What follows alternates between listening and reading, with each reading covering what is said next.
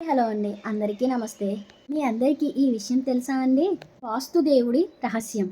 మీ ఇంట్లో మీకు తెలియకుండానే ఒక దేవుడు బోర్లా పడుకొని ఉన్నాడని తెలుసా?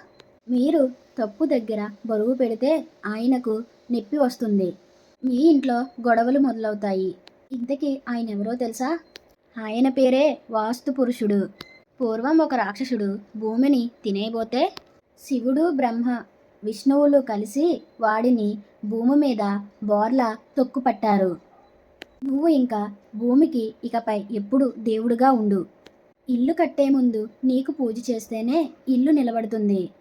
బ్రహ్మ, విష్ణు, మహేశ్వరులు వరం ఇచ్చారు. అందుకే ఇల్లు కట్టే ముందు వాస్తు పూజ చేస్తాం. ఇంతకీ ఆయన ఎలా పడుకున్నాడు? వాస్తు ప్రకారం ఆయన తల ఈశాన్యంలో, కాళ్ళు నైరుతిలో పెట్టి పడుకున్నాడు. అందుకే ఈశాన్యం ఎప్పుడు శుభ్రంగా తేలికగా ఉంచాలి.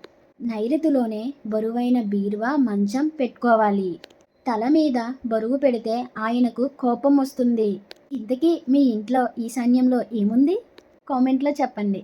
ఈ విషయాన్ని ఇల్లు కట్టుకునే వాళ్లకు షేర్ చేయండి. ఇలాంటి తెలియని దేవుళ్ళ కథల కోసం నన్ను ఫాలో అవ్వండి.